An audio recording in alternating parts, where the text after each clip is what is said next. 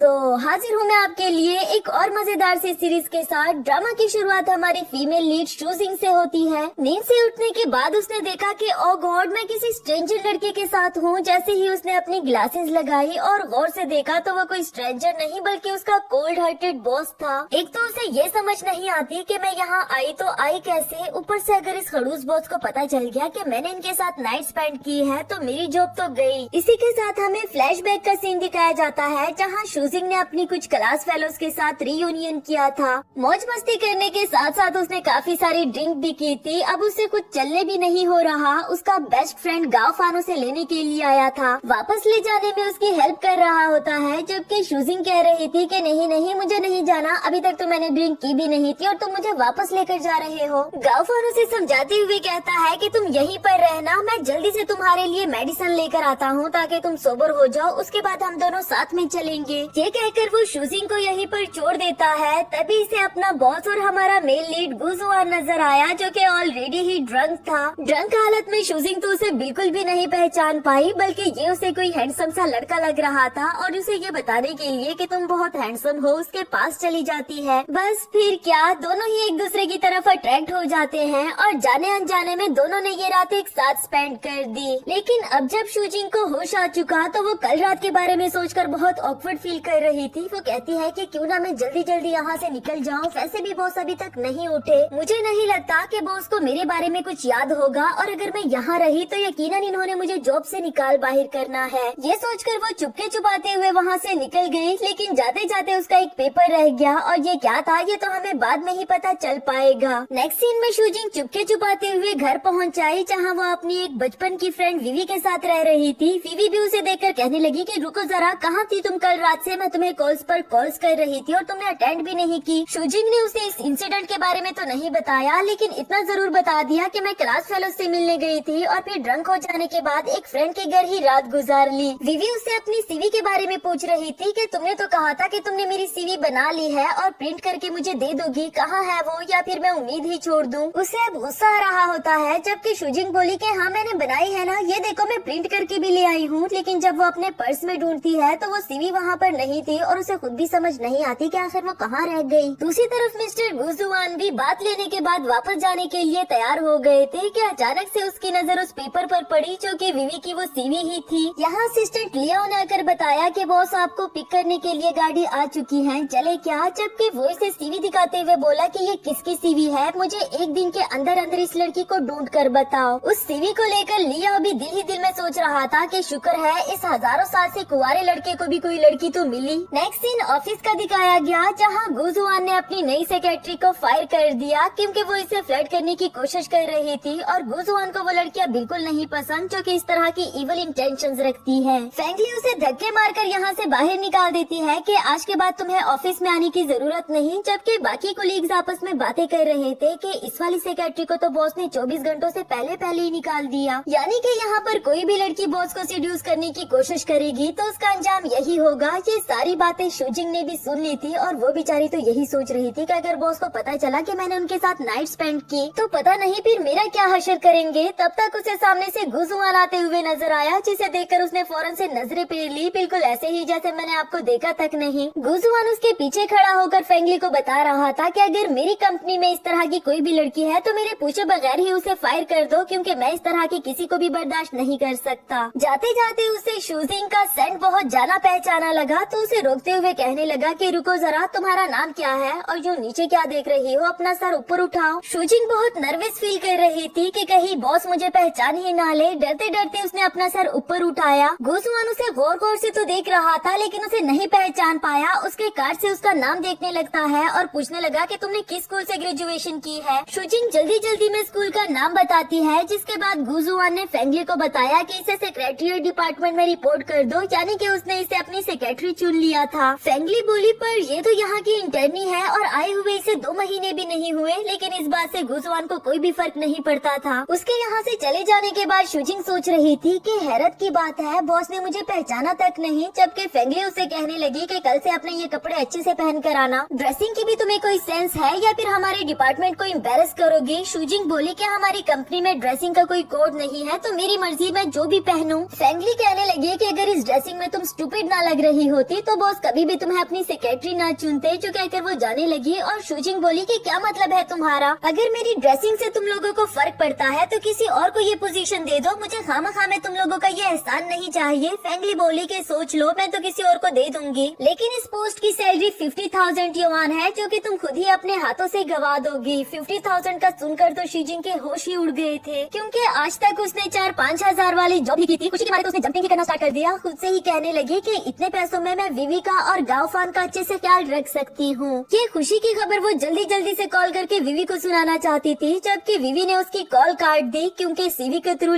गुजुआन अभी अपनी सेक्रेटरी से बात कर ही रहा था कि दूसरी तरफ उसका एक बड़ा क्लाइंट जो कि काफी ड्रंक था वो भी आ पहुंचा। कहने लगा कि अरे मिस्टर गुजुआन, अच्छा हुआ कि आपसे मुलाकात हो गई। ये आपके साथ कौन है, आपकी सेक्रेटरी है क्या? वो पिछली वाली तो ज्यादा प्यारी थी। इस गले से पकड़ लेता है कि तुम्हारी इतनी हिम्मत कि तुम मेरे बंदों को हाथ भी लगाओ, मैं तुम्हारे हाथ ना तोड़ दूं। और अगर तुम्हें ये लगता है कि हमारे बीच में कोऑपरेशन चल रही है इसलिए मैं तुम्हारा लिहाज करूंगा, तो ये तुम्हारी भूल है। मैं अभी के अभी उस कोऑपरेशन को खत्म करता हूँ। फिर उसे उसके असिस्टेंट के हवाले कर दिया और यहाँ से दफा होने के लिए कहा। अब तो वो क्लाइंट बहुत माफिया मांग रहा था, लेकिन इसका क्या फायदा। शुजिंग को भी उस क्लाइंट पर काफी ज्यादा गुस्सा आया, लेकिन दूसरी तरफ उसे अच्छा भी लग रहा था जिस तरह उसके बॉस ने उसे डिफेंड किया। नेक्स्ट सीन में ड्राइविंग करते हुए अचानक से गुजुआन की तबीयत खराब हो गई। वो बाहर आकर वॉमिटिंग करने लगता है। शुजिंग को भी उसकी फिक्र हो रही थी। कहने लगी कि आपको ड्रिंक करने की क्या जरूरत थी। अच्छा एक बात बताएं, अभी जो आपने क्लाइंट के साथ अपनी कोऑपरेशन खत्म की, क्या वो मेरी वजह से? अगर मेरी वजह से की तो क्यों खत्म की? मैं आपके ऑफिस की एक छोटी सी एम्प्लॉय हूँ। जिस पर गुजुआन कहने लगा कि तुम मेरे लोगों में से हो, कोई मेरे लोगों की इंसल्ट करे तो ये डायरेक्टली मेरी इंसल्ट है, जो कि मैं कभी भी बर्दाश्त नहीं करूँगा। मैं ड्राइविंग नहीं कर पा रहा, प्लीज तुम कर देना, जो कहकर वो गाड़ी में बैठ जाता है। इधर शुजिंग सोच रही